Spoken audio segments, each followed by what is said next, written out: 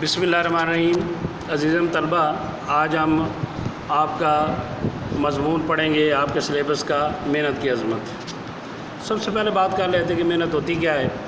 محنت کسی کے کام کو سر انجام دینا اور اس طرح انجام دینا کہ وہ پایا تکمیل تک پہنچ جائے، یا پھر اس طرح کام کرنا کہ اگر اس میں کوئی بھی مشکل آئی ہے، پریشانی ہے، تو وہ انسان اتنا ہارڈ ورک کرے، اتنا سخت کام کرے کہ وہ انسان اپنی منزل بھی پہنچ سکے اور وہ جو گول یا مقصد ہے یا وہ منزل ہے وہ حاصل کر سکے۔ اس سلسلے میں نے آپ کو پہلے بھی بتایا تھا جی کہ ابتدائیہ لکھا جاتا ہے، پھر مواد لکھا جاتا ہے، پھر اختتامیہ کیا جاتا ہے، ریفرنس دیے جاتے ہیں، تو یہ ساری چیزیں ایک اچھے مضمون کا حصہ ہوتی ہیں۔ تو سب سے پہلے میں نے آپ کو بتایا جی کہ ایک رائے ہوتی ہے، پھر اس کا ثبوت بھی دینا ہوتا ہے۔ ہم محنت کے بارے میں ہمارے لیے آقا دو جہاں صلی اللہ علیہ وآلہ وسلم سے بڑی ذات، پہلے بھی ہم سارے جانتے ہیں کہ نبی پاک صلی اللہ علیہ وسلم نے جس کام کا حکم دیا ہے وہ آپ نے کر کے بھی دکھایا ہے، ان میں ایک محنت بھی ہے۔ تو نبی پاک صلی اللہ علیہ وسلم کا ارشاد گرامی ہے کہ جو محنت کرنے والا ہے وہ اللہ کا دوست ہوتا ہے۔ یہ دیکھیں کتنا بڑا اللہ کا دوست ہونا، کتنی بڑی کسی کی انسان کے لیے خوش قسمتی ہو سکتی ہے۔ پھر نبی پاک صلی اللہ علیہ وسلم نے صرف یہ فرمایا نہیں ہے، پھر اس کے لیے محنت کر کے بھی دکھائی ہے۔ ہم دیکھتے ہیں کہ ایک عرب جہاں پہ معاشرہ زوال پذیر تھا، وہاں پہ چھوٹی چھوٹی باتوں پہ جنگیں ہوتی تھیں، بتوں کی پوجا کی جاتی تھی۔ ایسے معاشرے میں نبی پاک صلی اللہ علیہ وسلم نے صرف اور صرف اپنی محنت سے، تلوار سے نہیں، کسی فوج سے نہیں، دھمکی سے نہیں، صرف محنت کرنے سے دین اسلام کو پوری دنیا میں پھیلا دیا۔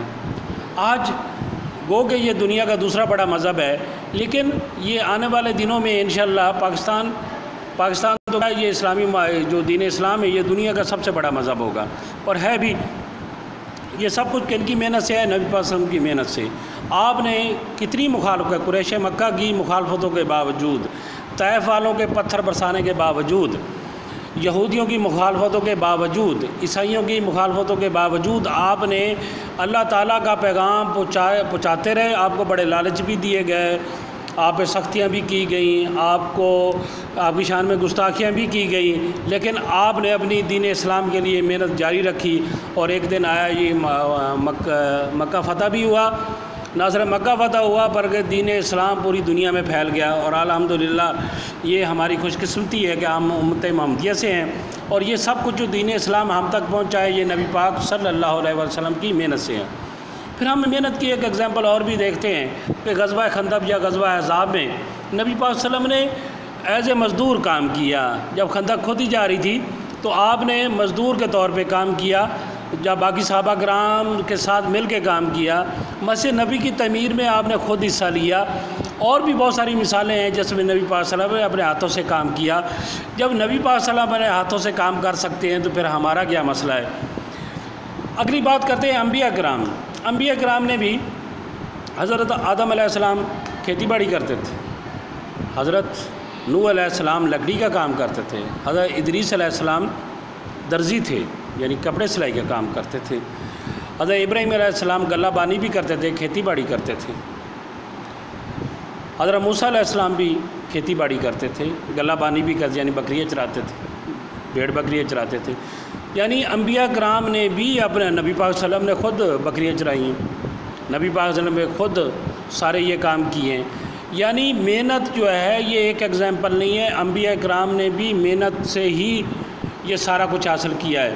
اور بار بار بات آ جاتی ہے جی کہ پھر آج ہمیں محنت کرنے میں کیا آ رہا ہے۔ اللہ کے اتنے برگزیدہ بندے جنہیں شاید محنت کرنے کی اتنی ضرورت بھی نہیں تھی، انہوں نے بھی محنت کی ہے، تو پھر ہمارا ساتھ کیا مسئلہ ہے جی کہ ہم اس سے اپنی جی کیوں چراتے ہیں۔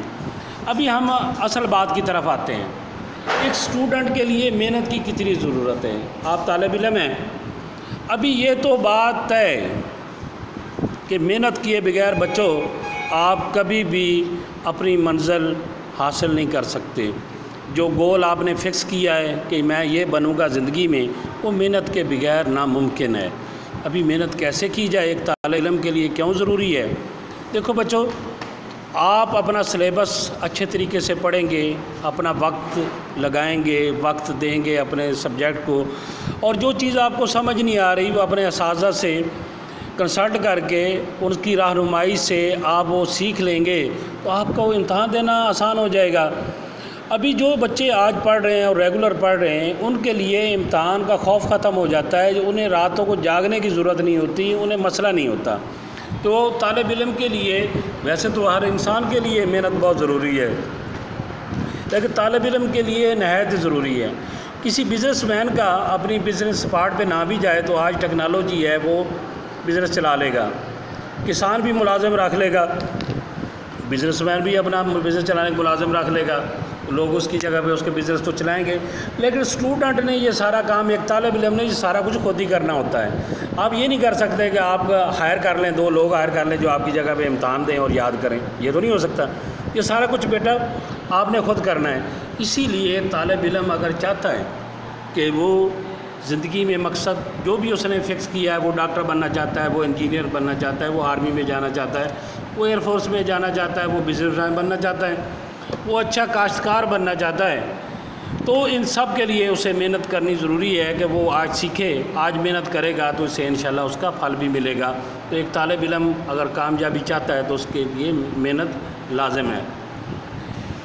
ابھی محنت جو ہے یہ ترقی کی ضامن ہے۔ دنیا میں ہمیں کوئی ایسی مثال نہیں ملتی کہ جس میں کسی قوم نے محنت نہ کی اور وہ ترقی کر جائے۔ بہت ساری مثالیں ہیں دنیا میں، انڈیویجلی بھی یعنی افرادی طور پر بھی محنت ہے اور اجتماعی طور پر بھی ہے۔ تو ہم دیکھتے ہیں کہ بہت سارے ممالک نے، آپ یہ دیکھ لیں، وہ آگے بھی یہ بات ہوگی کہ جاپان جو ہے اس پہ سیکنڈ ورلڈ وار میں 1945 میں امریکہ نے ایٹم بم پھینک دیے ہیروشیما اور ناگاساکی پر، لاکھوں لوگ ان کے مر گئے، لاکھوں زخمی ہوئے، بلڈنگیں تباہ ہو گئیں، پل تباہ ہو گئے، سڑکیں تباہ ہو گئیں، کوئی چیز نہیں بچی۔ لیکن اس قوم نے پچھلے 70-75 سال میں اتنی محنت کی ہے کہ آج وہ ایک مکمل سپر پاور ہے۔ تو محنت جو ہے یہ ترقی کی ضامن ہے۔ محنت کے بغیر کوئی یہ دعویٰ نہیں کر سکتا جی کہ وہ اس نے ترقی کی ہے۔ ہمارے ملک میں اس کی 2 مثالیں بہت ساری ہیں، وہ ابھی میں آپ کے سامنے رکھتا ہوں۔ علامہ اقبال اور قائد اعظم کی محنت دیکھیں، یہ مملکت خدا داد جو آج ہمارے پاس ہے، یوم آزادی میں ہم نے اہمیت بھی پڑھی کہ آزادی کی اہمیت کیا ہوتی ہے، یہ سب کچھ ان 2 شخصیات کی، اگر ویسے تو بہت ساری شخصیات نے اس میں حصہ لیا، لیکن یہ 2 شخصیات اوپر کے سامنے آئی جن کے طفیل آج ہمیں آزاد ملک ہے۔ علامہ اقبال نے اپنی شاعری کے ذریعے دن رات محنت کر کے امت مسلمہ کو عمومی طور پر اور خاص طور پر جو برصغیر کے مسلمانوں کو اپنی شاعری کے ذریعے جگایا، ان کا شاندار ماضی یاد دلوایا اور حال بھی بتایا جی کہ ابھی آپ کیا کریں، اور تصور پاکستان دیا۔ پھر ان کے اس خواب کو 1938 میں یعنی 1938 میں ان کی وفات کے بعد قائد اعظم محمد علی جناح نے 1940 میں قرارداد پاکستان منظور کروا لی، اور 7 سال کی محنت کے بعد آپ نے دنیا میں ایک آزاد اسلامی مملکت کی بنیاد رکھ دی۔ یہ سب کچھ کیسے تھا؟ محنت سے۔ قائد اعظم کے بارے میں ہے کہ وہ تو 2 سے 4 گھنٹے سے زیادہ نیند ہی نہیں آتی تھی انہیں، نہ وہ سوتے ہی نہیں تھی، کام ہی اتنا زیادہ ہوتا تھا۔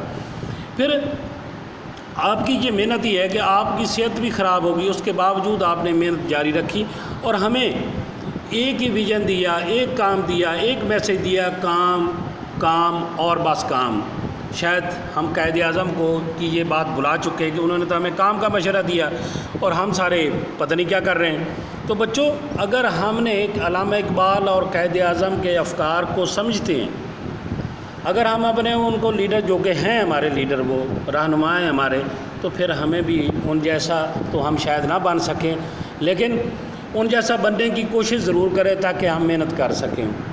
پھر ایک ایگزامپل ہے مشہور شاعر احسان دانش،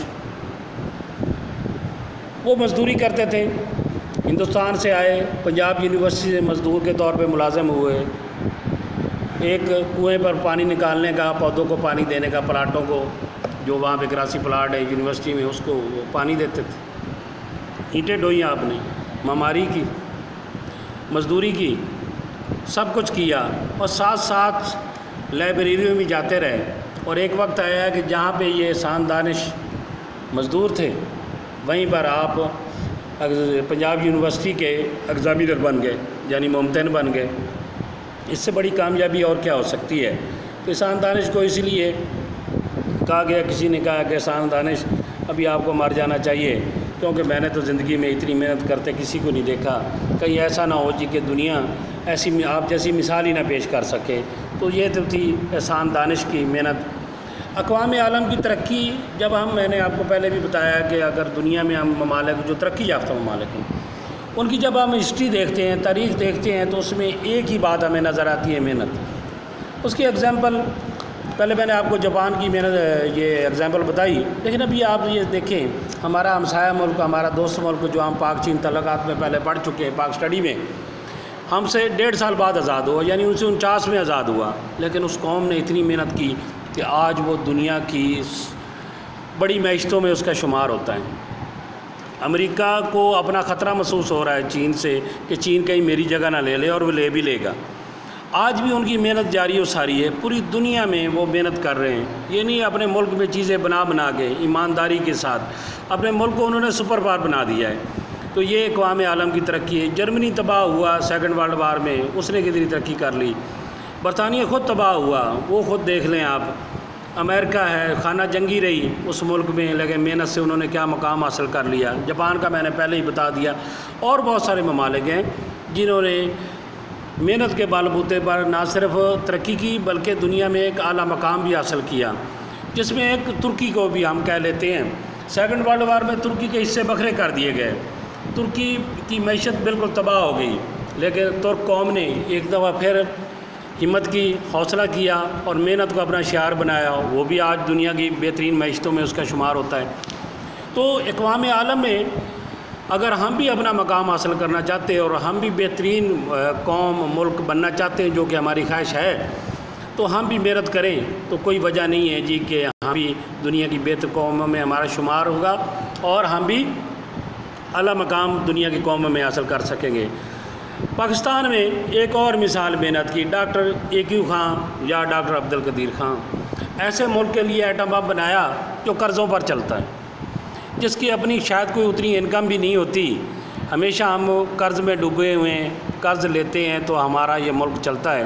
اس ملک کا ایٹم بنا دینا ایک معجزے سے کم نہیں ہے، اور یہ سارے کا سارا سہرا جو ہے بہت سارے لوگوں کو جاتا ہے، لیکن اس میں مین کردار جو ہے ڈاکٹر عبدالقدیر خان کا ہے کہ آپ 1976 میں آپ نے کوٹا ریسرچ لیبارٹری، جسے آج کل ابھی ڈاکٹر عبدالقدیر خان لیب کہتے ہیں، وہاں پہ بیٹھ کے آپ نے اکیلے تھوڑے سے وسائل کے ساتھ دنیا کو، پاکستان کا جو دفاع ہے ناقابل تسخیر بنایا، اور پاکستان کو دنیا کی 7ویں اور عالم اسلام کی پہلی ایٹمی قوت بنا دیا۔